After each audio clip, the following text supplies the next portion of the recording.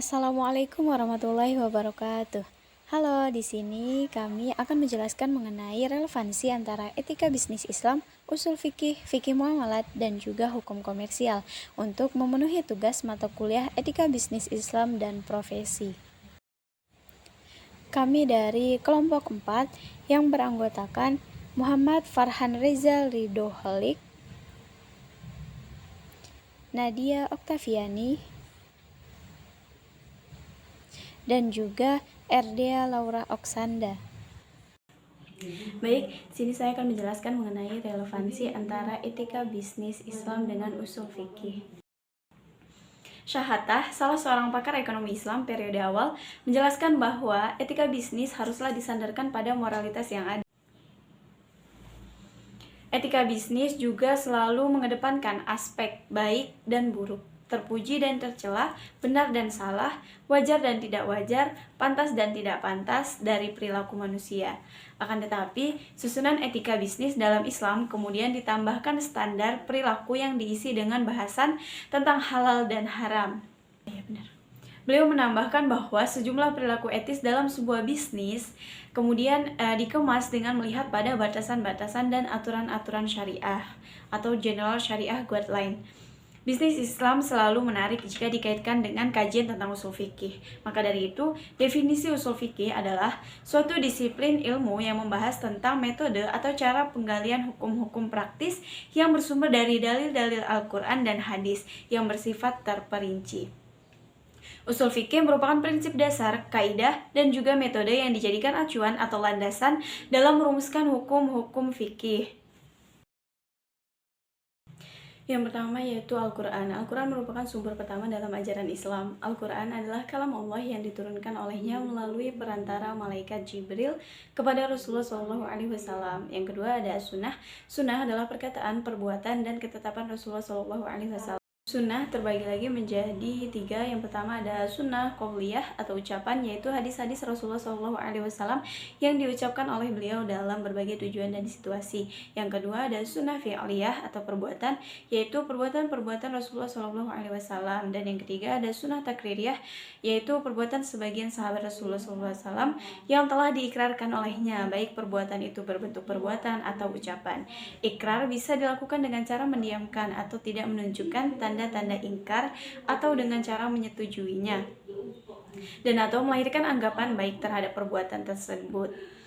Kemudian sumber hukum yang ketiga ada ijma. Kajian tentang ijma fokus menjelaskan bagaimana kesepakatan ulama dalam menetapkan suatu hukum dalam agama berdasarkan Al-Quran dan hadis mengenai suatu perkara yang terjadi. Ijma adalah kesepakatan semua mujtahidin di kalangan umat Islam pada suatu masa setelah wafatnya Rasulullah SAW atas suatu hukum syar'i mengenai suatu kejadian ataupun kasus. Hukum yang keempat ada qiyas, adalah penetapan suatu hukum atau perkara yang baru baik di bidang muamalat ataupun bidang yang lainnya, yang mana perkara ini belum ada sebelumnya, akan tetapi memiliki persamaan sebab atau ilah, manfaat, bahaya, dan beberapa aspek lainnya dengan perkara yang sudah ada, sehingga perkara baru tersebut dihukumi sama dengan yang sudah ada. Contoh kias itu ada hukum meminum arak di dalam Al-Quran adalah haram karena termaktub dalam Quran surah Al-Maidah ayat 90. Adapun ilat dari pelarangan terhadap arak adalah memabukkan. Maka dari itu, setiap minuman yang mengandung unsur yang memabukkan, walaupun jenisnya berbeda dengan arak, maka hukumnya disamakan dengan hukum arak, yaitu haram. Yang kelima ada istihsan. Istihsan ini secara umum dapat diartikan sebagai upaya untuk mentawakofkan prinsip-prinsip umum dalam satu nas disebabkan adanya nas lain yang menghendaki demikian. Contohnya itu dalam ekonomi Islam ada jual beli salam, jual beli istisna, kemudian penerapan revenue sharing pada suatu kerjasama dan lain sebagainya. Sumber hukum yang keenam ada al-maslahah al-mursalah. Maslahah al-mursalah ini adalah kemaslahatan yang dimutlakkan yang menurut ulama usul adalah kemaslahatan di mana syar'i tidak mensyariatkan hukum untuk mewujudkan maslahah tersebut. Akan tetapi juga tidak terdapat dalil yang menunjukkan atas pengakuannya ataupun pembatalannya.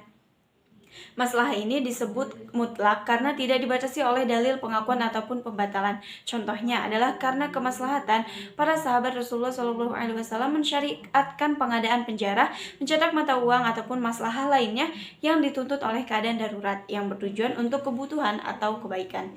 Selanjutnya ada makosid syariah. Makosid syariah ini terdiri dari dua kata makosid dan juga al-syariah. Makosid adalah bentuk jama dari maksud yang berarti kesengajaan ataupun tujuan. Adapun syariah berarti mata air atau bisa dikatakan dengan jalan menuju ke arah sumber kehidupan. Makosid syariah adalah tujuan-tujuan syariah, yaitu untuk memberikan kemaslahatan atau al-maslahah kepada manusia dan menjauhkan manusia dari kerusakan. Selanjutnya sumber hukum yang ke-8 ada al-urf. Urf adalah sesuatu yang sering dikenal manusia dan menjadi tradisinya, baik berupa ucapan ataupun perbuatannya.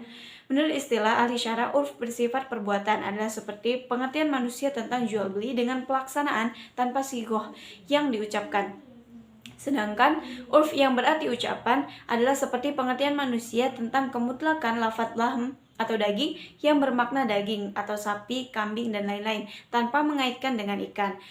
Contoh urf dalam transaksi adalah jaminan atau garansi untuk konsumen bagi pembelian telepon seluler, lemari es, mesin cuci, sepeda motor, televisi, dan lain sebagainya yang diberikan oleh produsen maupun penjual kepada konsumen.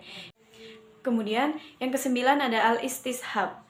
Al-istishab ini menurut istilah usul adalah menetapkan sesuatu menurut keadaan sebelumnya sehingga terdapat dalil yang menunjukkan perubahan keadaan atau menjadikan hukum yang telah ditetapkan pada masa lampau menjadi kekal menurut keadaan sampai terdapat dalil yang menunjukkan atas perubahannya.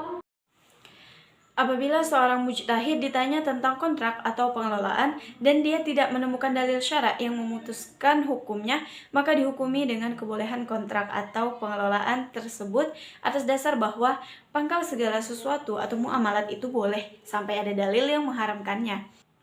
Selanjutnya yang terakhir ada sad adzari'ah dan fat adzari'ah. Sad adzari'ah adalah menolak sesuatu yang boleh atau jaiz agar tidak mengantarkan kepada sesuatu yang dilarang atau mamnu. Contohnya yang berkaitan dengan ekonomi Islam adalah larangan pengiklanan produk minuman keras sebagai jalan untuk menutup konsumsi minuman keras, larangan forward, swap, dan option dalam sarf dan lain sebagainya. Materi selanjutnya yaitu B. Relevansi antara bisnis Islam dengan fikih muamalat. Fikih muamalat terdiri dari kata fikih dan muamalat. Makna fikih yaitu muamalat secara dengan makna fikih yang telah dijelaskan di atas.